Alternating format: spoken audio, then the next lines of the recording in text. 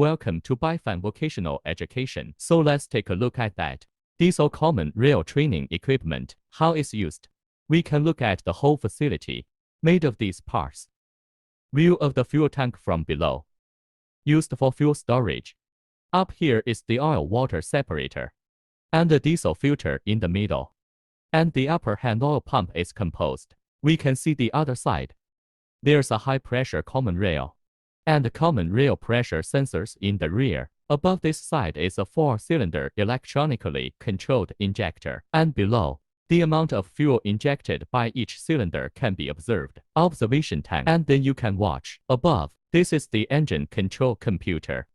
Here's the airflow sensor. And here is the digital multimeter to detect. The instrument is composed with the above. It's right under the pedestal. This is used to simulate engine speed. Crankshaft position sensor.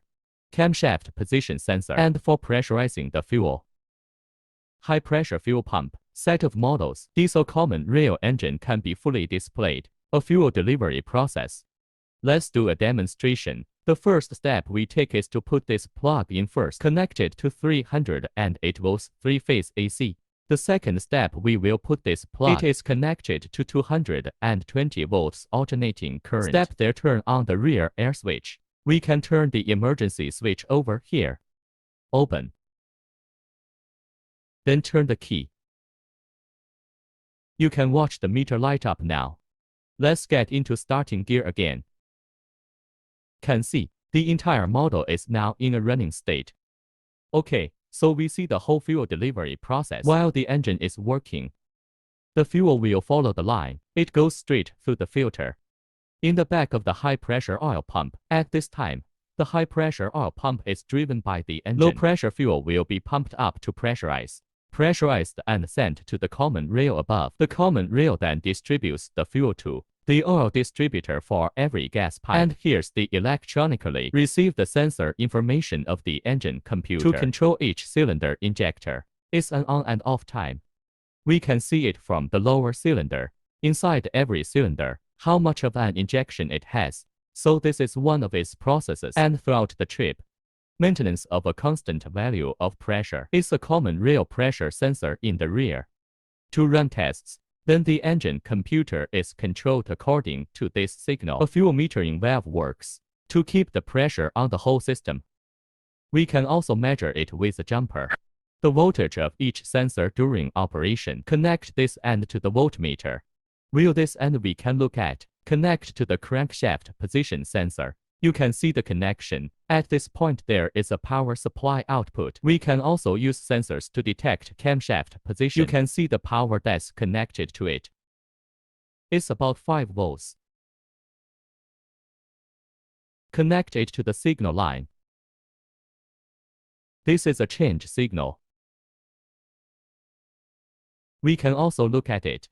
It's a working condition of one injector. You can see that there is a constant change in voltage. This is using the multimeter that comes with it on the top. We can also do this one way. To see if it's good or bad, you can also use an oscilloscope. We will plug the oscilloscope, connect to a 220 volt power supply. Open the oscilloscope. Connect the test wire to the channel meter. Okay. Now we need to debug the oscilloscope. Press menu. We are going to set this to normal.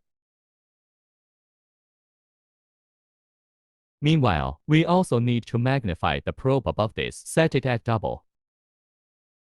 Adjust to AC gear. Click the button below.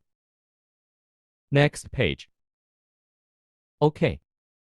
Let's adjust the time here to 20 microseconds. Adjust through this knob. Notice, everybody, set the voltage level here to 5 volts. Good. After debugging, we need to connect the probe to the signal line of the device. Make a phase connection. Connect the black jumper to the base rail. The clamp on the probe is attached to this end.